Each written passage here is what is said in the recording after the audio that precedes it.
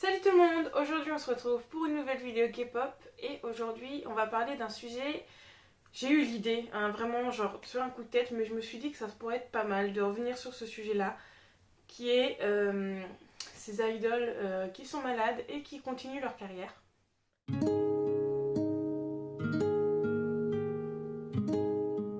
Bien sûr, je sais que pas mal d'idoles souffrent d'anxiété, de stress, tout ça, mais je vais laisser toute cette partie-là genre de côté pour m'intéresser vraiment genre aux idoles qui ont des maladies un peu plus, enfin j'ai envie de dire graves, mais je dénigre pas les idoles qui ont de l'anxiété, du stress, mais vraiment sur des maladies qui auraient pu être mortelles ou qui le sont encore pour les idoles. Donc bien sûr, je vais parler de maladies et je vais essayer d'expliquer ces maladies-là le plus simplement possible.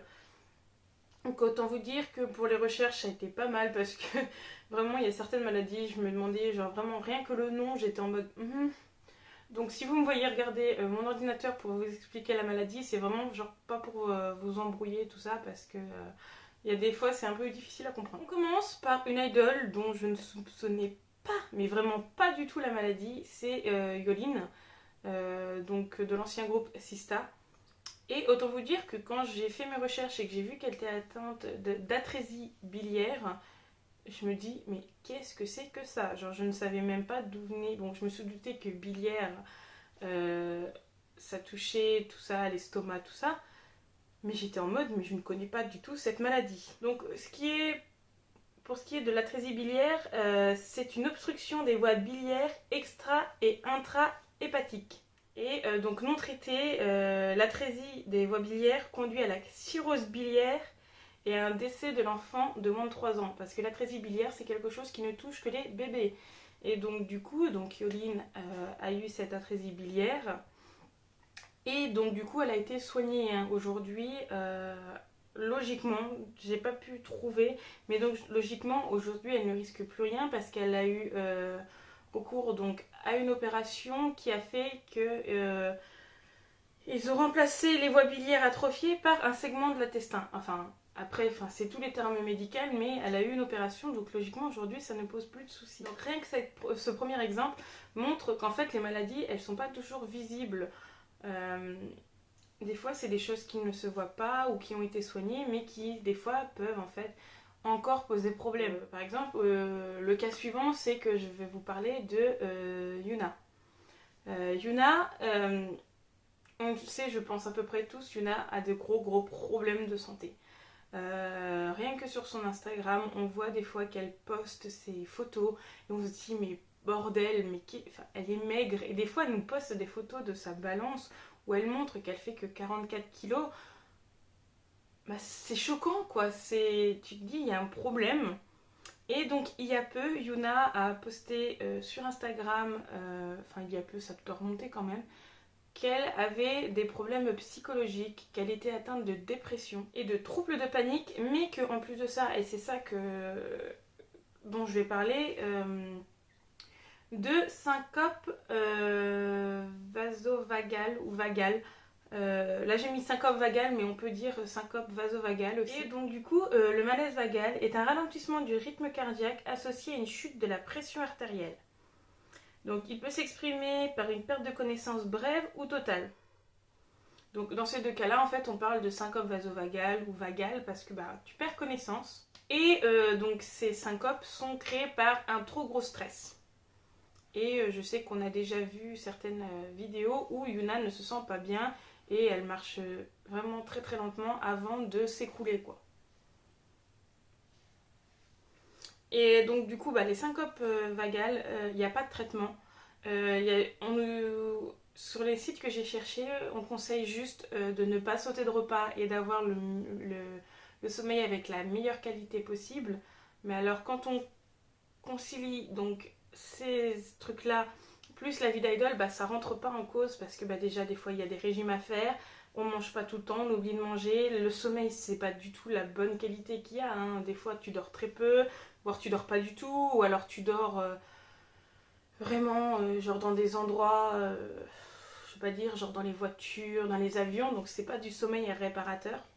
Donc du coup, enfin, c'est un peu compliqué pour Yuna, je pense, de gérer les deux. Donc, ensuite, c'est une idole que je ne connais pas, donc excusez-moi si je hache le prénom, donc c'est Yosob des Highlights.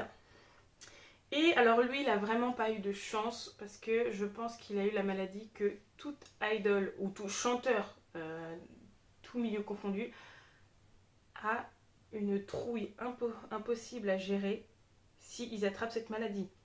Parce qu'il a été atteint de laryngite aiguë. Et il faut savoir que la laryngite aiguë fait perdre la voix. Donc on voit le cas avec un chanteur, quoi. Perdre sa voix, être chanteur, c'est pas ouf, quoi. La laryngite est une inflammation extrême du larynx. Bien qu'elle soit rare, la laryngite aiguë peut provoquer une inflammation sévère au point où elle peut empêcher la respiration. Donc c'est une maladie mortelle. Yosob a eu vraiment juste une extinction de voix à cause de sa laryngite. Mais l'inflammation peut devenir tellement sévère qu'elle peut empêcher de respirer. Donc tu suffoques et malheureusement tu t'étouffes. Donc heureusement il a pu être soigné et a pu continuer de chanter, heureusement pour lui, bien que je pense qu'il a eu une énorme frayeur. Ensuite on a Yeonwoo des Seventeen. Donc Yeonwoo, il a été atteint d'une gastrite aiguë. Donc, la gastrite aiguë est une inflammation de la muqueuse de l'estomac. Les symptômes sont une gêne abdominale, une pesanteur ou encore des nausées ou des vomissements. Et pour le cas de Yeonwoo, ça a été tellement grave qu'il a dû mettre ses activités en pause pour se soigner. Car dans le cas d'une gastrite mal soignée ou pas soignée du tout, ça peut déboucher sur des choses beaucoup plus graves comme un ulcère ou un cancer de l'estomac. Et dès qu'on commence à sentir le mot cancer, c'est vraiment pas bon. Bon, heureusement, il a réussi à être soigné, il a pu reprendre ses activités très vite. Hein. Mais bon, quand on voit qu'une petite maladie peut se transformer en cancer, on rigole plus trop avec ça. Kim Do-yeon a révélé qu'elle était atteinte de dystonie neurovégétative. Donc, c'est-à-dire que certains de ces nerfs crâniens qui relient le cerveau au corps, peuvent être engourdis ou affaiblir certaines fonctions du corps. Donc, à chaque fois qu'elle sentait ces genres de symptômes arrivaient, elle était obligée de s'asseoir, sinon elle tombait, elle faisait des malaises. Et elle disait aussi que les symptômes s'aggravent quand elle fait un régime, mais qu'en tant qu'idole, c'était quelque chose qui, enfin, chaque idole passe par là. Quand vous êtes idole, vous courez partout et que le régime strict, il est presque tout le temps là en fait. Donc c'est pas facile pour elle non plus, quoi. Ensuite on va passer au cas de Yeji. Et Yeji l'a annoncé. Yeji elle se confie lors d'un V-Live. Elle était à Washington je crois. Et dans ce V-Live Yeji annonce que elle a été très très malade étant enfant. Et que au début ça se voyait comme un simple rhume. Et que malgré les médicaments, tout ça, ça ne s'est pas arrangé. Donc du coup, ça s'est même aggravé et donc du coup, sa mère a décidé de l'emmener à l'hôpital. Et là, l'hôpital, en fait, ils ont découvert une pneumonie. Et donc du coup, la pneumonie, c'est une infection respiratoire aiguë des tissus pulmonaires due à une bactérie. Je crois qu'encore aujourd'hui, la pneumonie, c'est une des maladies les plus mortelles. Vraiment, on peut en mourir très très facilement.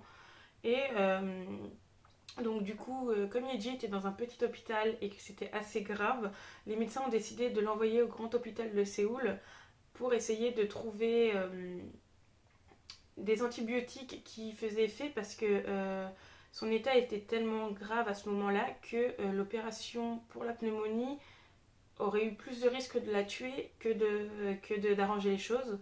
Et heureusement, arrivé à Séoul, les antibiotiques qu'ils ont trouvés ont fonctionné et elle a pu être opérée ensuite d'une opération mineure pour la pneumonie.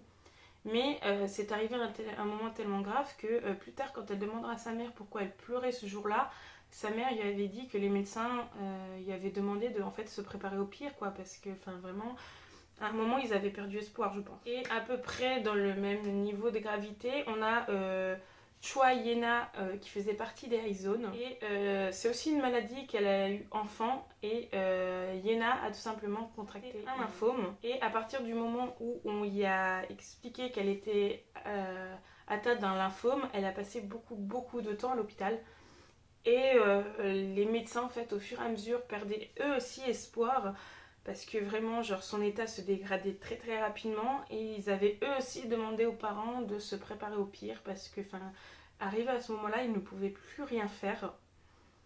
Et enfin Yena est vraiment une miraculée à ce niveau-là parce que du jour au lendemain elle s'est mise à guérir et comme si elle n'avait plus rien quoi. Donc il faut savoir que le lymphome ce sont des tumeurs malignes du système lymphatique.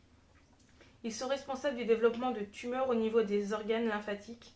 Et il faut savoir que son histoire est assez déchirante quand même parce que à ce moment-là, ses parents ne roulaient pas du tout sur l'or. Enfin, ils avaient tous les deux un travail, mais enfin, ça permettait de subvenir à leurs besoins et que les frais d'hôpitaux étaient très très élevés pour Yéna. Donc, avant d'aller à leur travail, de se rendre à leur travail quotidien, ses parents vendaient tous les matins autant qu'ils pouvaient du kimbap pour subvenir à ses frais médicaux et je pense que il y a beaucoup d'argent qui est passé là-dedans. Alors voir leur fille guérir et vraiment être qualifiée de miracle, hein, vraiment c'était un miracle. Ben, ils ont toujours leur fille aujourd'hui et Yena elle a pu être membre des iZone, réaliser son rêve d'être idol et heureusement, ça finit bien. De toute façon, toutes les idoles dont je vous ai parlé là actuellement sont encore en vie, elles vont très bien aujourd'hui. Bon, peut-être que certaines ont encore leurs problèmes, mais elles sont toutes vivantes, hein. Après, il y a d'autres idoles qui sont décédées de leur maladie ou autre. Mais genre aujourd'hui, je voulais vraiment genre me concentrer sur le côté maladie. Et bah, pour conclure, je ramène le fait que les idoles qui sont malades, atteintes de ces maladies, hein, et il y en a beaucoup d'autres, hein, bah, elles sont courageuses de ouf parce que elles ont plus de difficultés que les autres. Des choses qui leur empêchent de faire leur travail à 100%, mais ils se donnent eux de leur côté à 100%, genre ils oublient leur maladie pour justement nous donner le spectacle qu'on attend et je trouve ça très très courageux. Et il faut savoir aussi que encore aujourd'hui je pense beaucoup d'agences cachent certaines maladies d'idoles. Donc je pense qu'il y a beaucoup plus d'idoles qu'on pense qui ont des maladies, graves ou pas. Enfin, j'espère que cette vidéo vous aura plu. N'hésitez pas à en débattre en commentaire. Je viendrai vous rejoindre, il n'y a pas de souci. Et donc bonne journée, bonne soirée en fonction à l'heure où vous regardez cette vidéo. Et surtout, prenez soin de vous.